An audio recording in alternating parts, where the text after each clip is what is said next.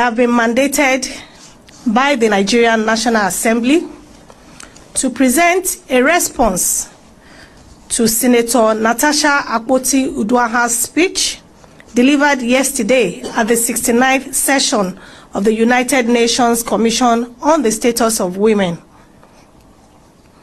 In response to the call by the President of the Interparliamentary Union, IPU Right Honorable Tulia Ackson, to hear both sides of the matter, I have received a letter from the Nigerian Senate in my capacity as the chairman of the House Committee on Women Affairs and Social Development of our Parliament in Nigeria, and the parliamentarian representing Nigeria at this conference. In the spirit of transparency and fairness, I now wish to read this letter from the Senate in its entirety, and it is crucial that all perspectives are heard and that all aspects of the situation are duly considered. And the next voice you'll be hearing from here will be the voice of the Senate leader of the Senate, Senator Opeyemi Bamidele, CON, the leader of the Senate, Federal Republic of Nigeria. Senator Natasha Akpoti Uduaghan was suspended for gross misconduct and unruly behavior, and not as a result of allegation of sexual harassment or assault.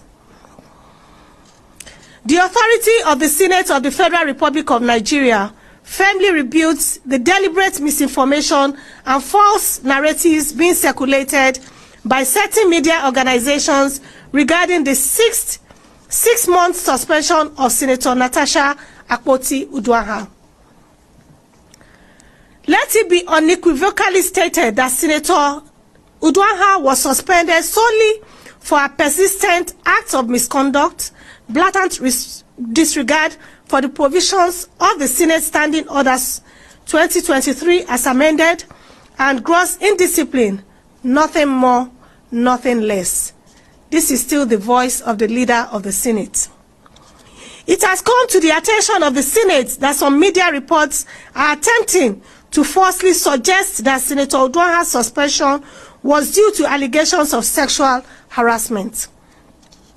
This is completely untrue, misleading, and a calculated attempt to distort the facts. If Senator Uduaghan had strictly followed our guiding principles, the Senate would have treated her petition based on merit in line with its practice, but she never obeyed the established practices of the institution where she was serving. The facts of the suspension. This is still the voice of the Senate leader. Senator Uduaghan's suspension was a decision of the Committee of the Whole Senate, following the submission of a report by the chairman of the Senate Committee on Ethics and Privileges. The report found her guilty of violating sections 6.1 and 6.2 of the Senate rules and recommended her immediate suspension. The disciplinary action was a response to her repeated violations of legislative decorum, including 1.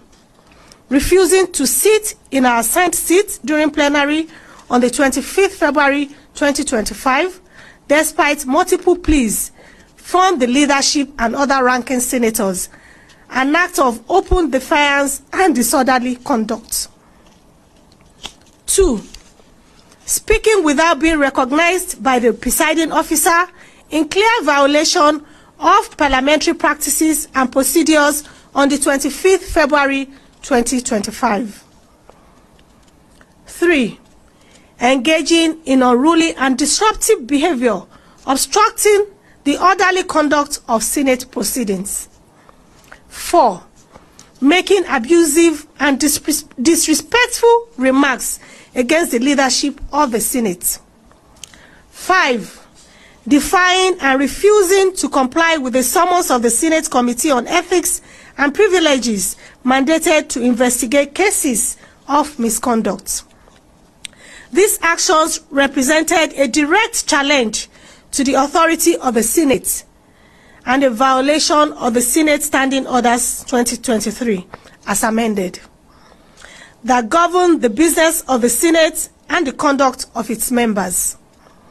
The disciplinary measure was therefore necessary and justified to restore order and uphold the integrity of the Senate of the country's foremost democratic institution. This is still the voice of the leader of the Senate. On the petition and allegations, contrary to the false claims being circulated, Senator Uduaghan was not suspended for making any sexual harassment or for submitting a petition. Her petition was rightfully discountenanced because it failed to meet the clear and established procedural requirements for submitting petitions to the Senate. The rules of the Senate apply to all members without exception, and no petition, regardless of its subject, can be considered if it does not follow due process.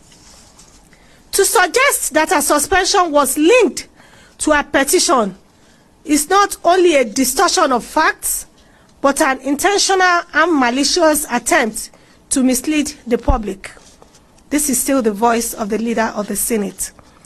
Condemnation of misleading media reports.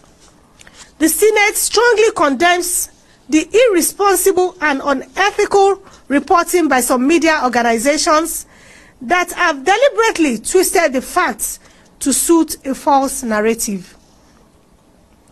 This coordinated misinformation campaign is nothing more than an attempt to politicize a disciplinary action that was strictly based on clear violations of Senate Standing Orders 2023 as amended. It is reckless, misleading, and a disservice to the people of the Federal Republic of Nigeria and the whole world who deserve truthful and factual reporting. We therefore urge all foreign correspondents and responsible media houses to correct these misrepresentations and avoid propagating falsehood that undermine the integrity of Nigeria's legislative process. This is still the voice of the leader of the Senate. Conclusion. The Senate remains committed to upholding discipline, order, and parliamentary ethics. No senator, I repeat, no senator, regardless of status, gender, or political affiliation, is above the rules of the Senate. Senator Uduaghan's suspension was a direct consequence of her actions and nothing else. We urge the public and the media to disregard any false reports suggesting otherwise and to always seek the truth before spreading politically motivated narratives.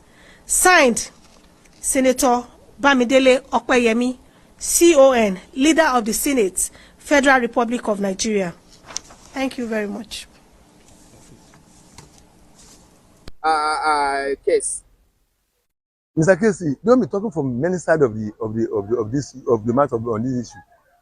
What has not been pronounced by any court of law does not exist. So why does the Supreme Court reserve that very judgment? Is it going to determine the executive arm of the government?